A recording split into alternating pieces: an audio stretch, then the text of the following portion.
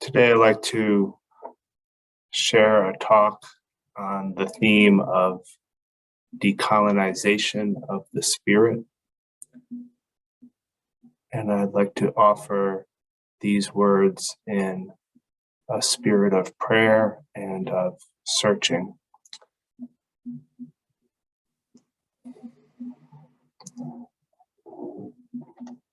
So part of what inspires my talk today is recently I've been reading this book, An Indigenous Peoples' History of the United States, which begins by filling in this big emptiness in my mind, having grown up in a colonist society with this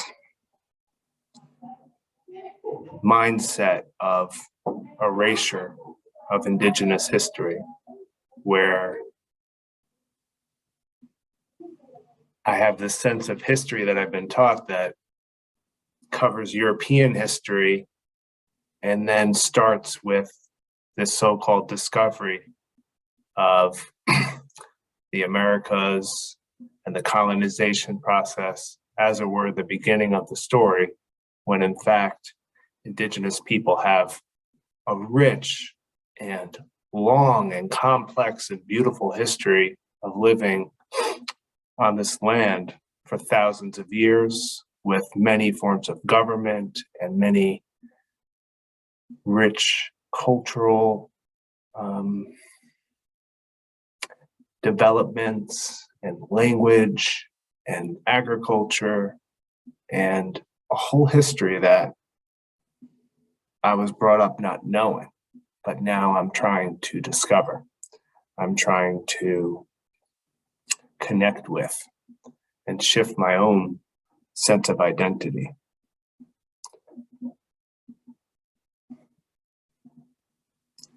And in the last several years, I've been trying to get to know Indigenous people who are still here, despite what I might have imagined based on my miseducation.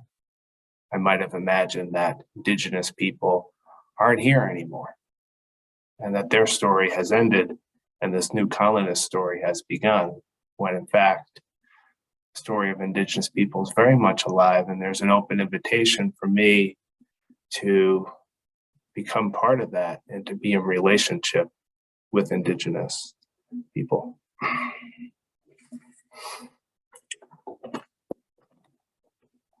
I want to share a little bit about my journey with this, my own spiritual path. When I was first leading into my calling to the ministry and seeking some kind of denominational pathway or home to become a minister, I was drawn into the American Baptist tradition because of my affinity for Roger Williams, who was the founder of that tradition. He was a separatist preacher in England, meaning he was kind of there was a whole separatist movement of Christians in England who were opposed to the state-run church and were persecuted and, praying in secret and teaching about things like the separation of church and state. And so he came to this country, and when he arrived, he came to the Mass Bay colony. And when he arrived, he was invited to become the pastor at the First Church of Boston, but he refused because he said he couldn't be part of an unseparated church. And so he joined a kind of rebel church in a colony, in a town further west. And he was preaching about separation of church and state, freedom of religion, In the Mass-Bay colony, you had to be a member of the church to vote, and religious laws were enforced by punishment. And he also took particular issue with the colonists' belief that they had a mandate from God to cleanse the land and take over the land, to kill or convert the indigenous people. There was a big myth the colonists had that they were going to be the new Israel, and they were going to come into this new land of Canaan and clear out all of the people who weren't worshiping correctly and take over the land, and that they were a righteous people and so forth. And Roger Williams had a very different take because he was also someone being persecuted by that same religious zeal. And he learned the native language. He became very close with indigenous people. He lived with them. And he told the colonists that what they were doing was absolutely contradictory to Jesus's teachings, that they were not the new Israel, and that the indigenous people didn't need to be converted because they had their own religion, and they were in fact more Christian than the colonists were because they shared together and they were nonviolent, and they were looking to live in peace even with the colonists despite their rude entry into their land. And at the basic level, he recognized the fundamental human equality of indigenous people. And I had so much affinity for this perspective, and I still do.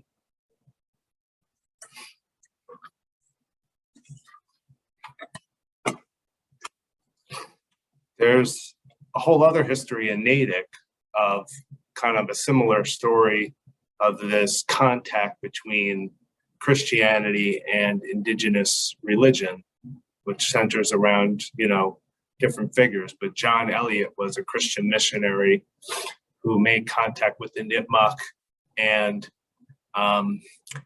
he was preaching out of, I believe it was the book of Isaiah, and a lot of those passages about the Spirit of the Lord and the wind and the way that he was inspired. And he did meet an important indigenous leader named Wabin, which the name means spirit as well. And they really did find a point of contact, a point where their very different cultures and traditions and understandings met in this realm of spirit, in this realm of prayer. And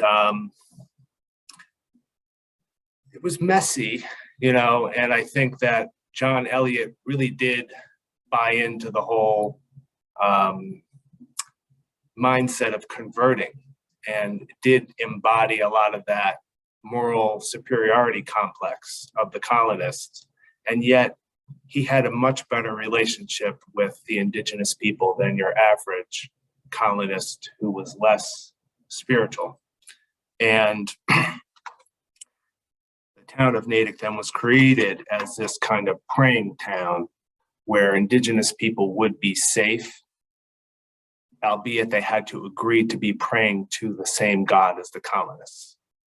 But it represented this kind of potential for a spiritual unity between the colonists and the indigenous people, where there was supposed to be a respect that indigenous people would retain their culture and retain their kind of way of life while finding common ground on this issue of prayer.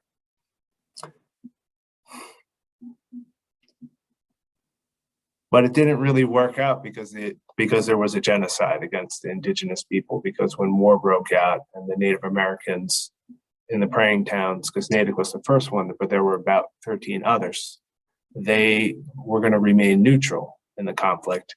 And the colonists, although they first respected that, became very paranoid, and the racism and the superiority and all of that took over, and they committed a genocide against indigenous people, put them onto Deer Island, where they starved over the winter, and then systematically afterward took away all of their land. It's really a terrible betrayal of this experiment with the praying town that had seemed so hopeful.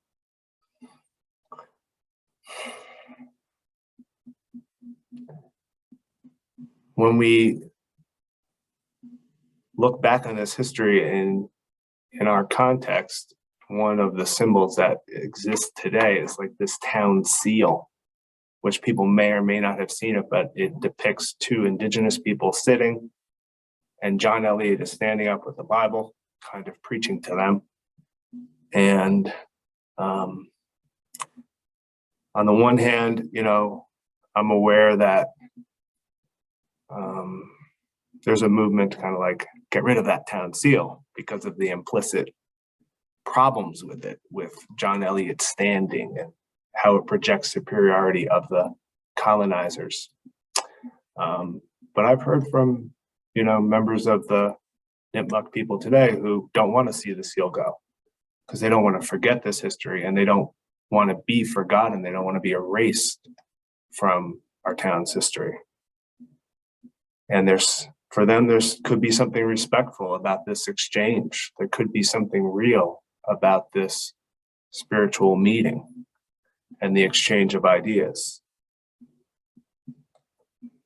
So thinking about that seal, I feel like the way I would want to correct it for myself in this moment is that instead of having this John Eliot who's standing holding the Bible, I feel like it's time for John Eliot as a symbol of colonization and colonist spirituality to take a seat and to really be at an equal level and to be humble and to learn from the indigenous people who are still here. And this is part of what I mean by decolonization of the spirit. Because as someone who inherits this colonist history, this hubris and this superiority and this violence, I feel like there's a solution to this on a spiritual level. Not alone, it needs to be political, it needs to be cultural, but it starts with being open to indigenous religions, indigenous wisdom. It starts with letting go of the Western superiority complex that is in so many ways baked into Christianity and other forms of monotheism, with this idea that other gods are less than, and there can't be tolerance in a spiritual setting to be open to other ways of encountering the divine and being in touch with what is sacred. And part of what I want to say, and I'm grateful for that prayer that was given earlier, very Catholic prayer, very Jesus-heavy prayer for peace. I think it's essential for a decolonization of the spirit that we look at the way that Jesus and Christianity have been appropriated for imperial purposes, for colonist purposes, for very violent, destructive purposes. And we've heard the term cultural appropriation, we've heard the term spiritual appropriation. Normally we're thinking it's going to be a colonist appropriating an indigenous culture or appropriating some other culture. But even within colonist culture, even within Western culture, the major forms of Christianity are themselves appropriation of Jesus. And I'll give an example. It's kind of on the flip side of the prayer from Pope Francis. I don't know if any of you saw this, but President Putin made, a big speech at a televised rally all in favor of the war and how great it was going and so forth. And within that speech, he quoted a line from the Gospel of John. And he said, you know, there's no greater love than this, than to lay down your life for your friends. And it's such a normal thing to say, because it's what's said in this country every time we go to war. Every time we go to war, Jesus is brought into it. Every time we go to war, God is brought into it. All of a sudden, Putin's some kind of prophet of, you know, Christianity to say that, you know, Jesus is behind this war. And it's one of the most toxic and worst forms of appropriation, because Jesus was persecuted by the Roman Empire. He was a peacemaker. He didn't use violence at all. He was a kind of oppressed person that was being attacked by whoever was in power at the time, by the Romans. When you look at the history of colonization in this country, yes, in Natick, yes, and throughout the country in even worse ways, Christianity was always misused, always appropriated as a tool of oppression to try to erase indigenous culture and spirituality, sow division, disempower indigenous people, and so forth.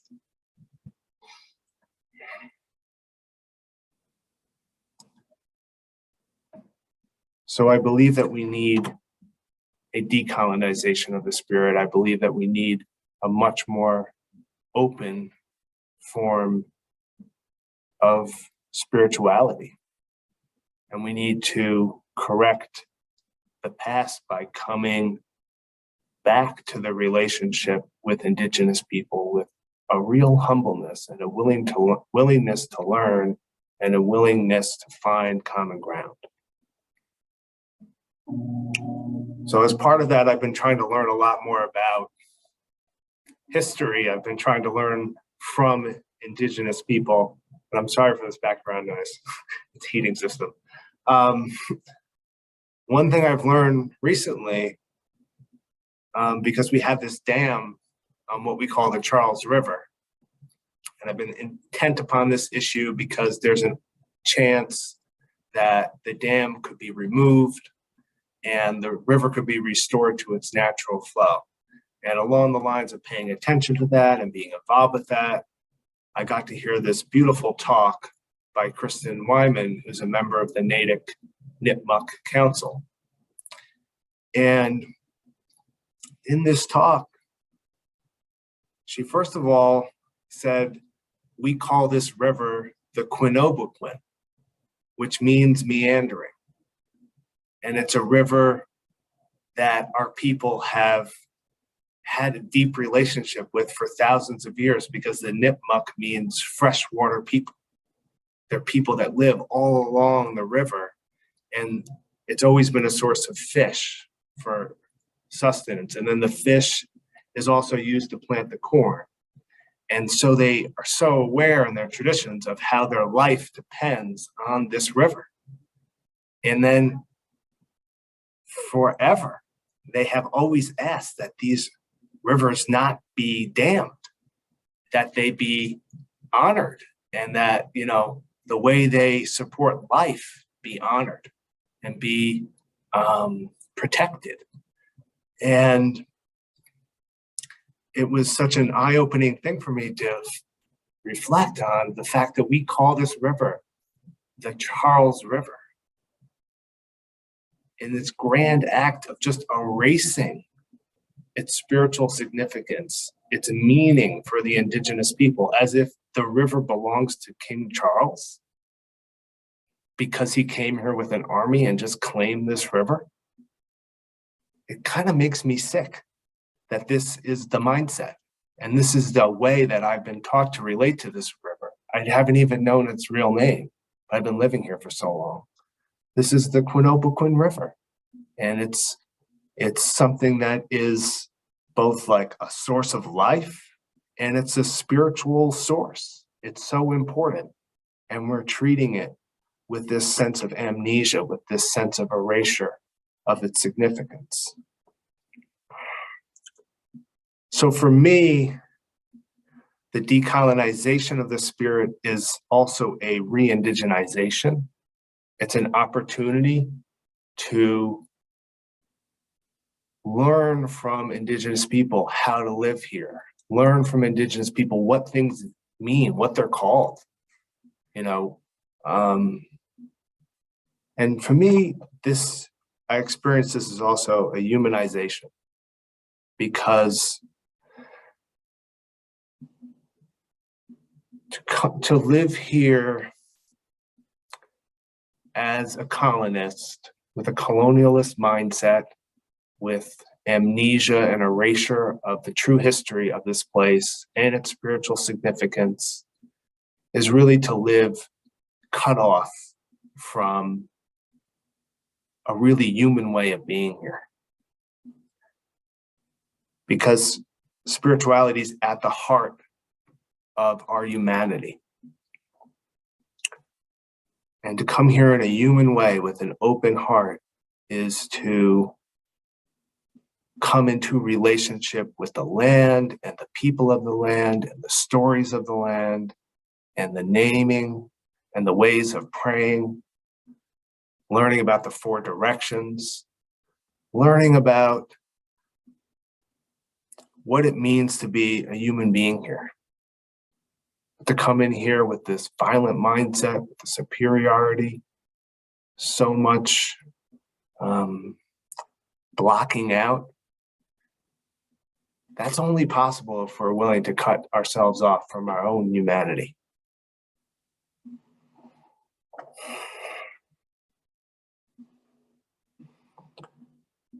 So I'm thinking back to that town seal. I'm thinking of this idea of the colonizer symbolized by John Eliot, you know, sitting down and, you know, sitting with Indigenous people, but there to listen, there to learn, with an acknowledgement of equality and with the humility that we're guests. We're really guests here. And there's a way to act when you're a guest that's very humble and very unassuming.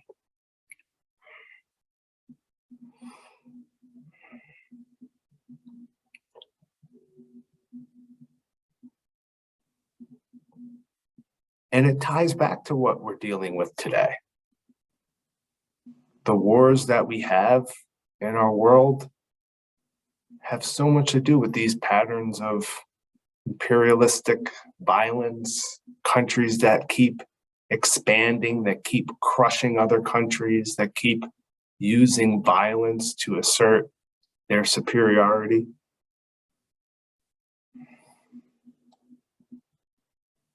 Would we have the wars we're having if our Christianity wasn't full of this violence that's so contradictory?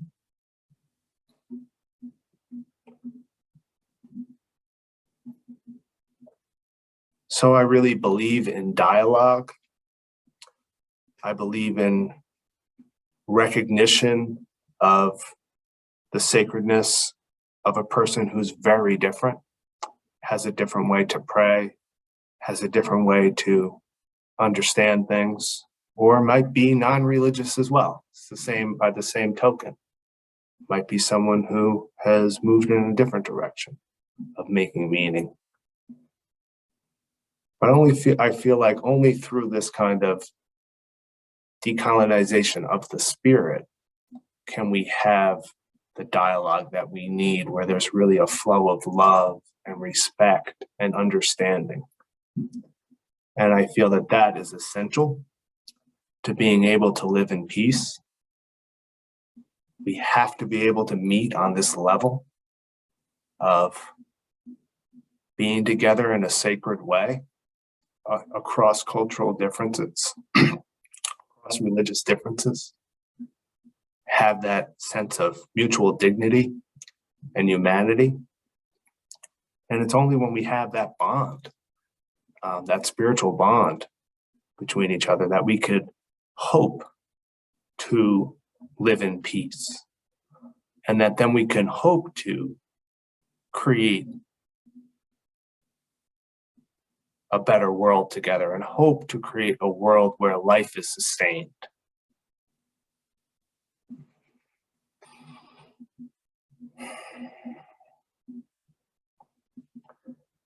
And so I've been holding this hope and kind of this sense of vision.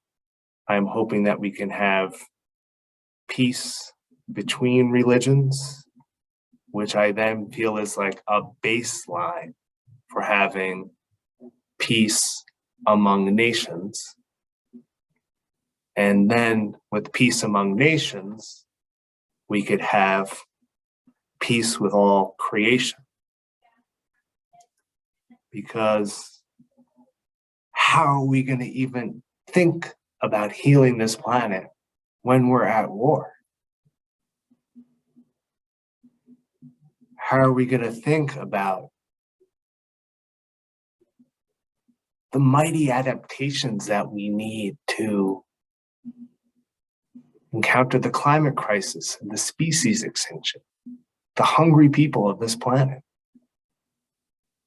How could we do that when we're investing all this money in war every year?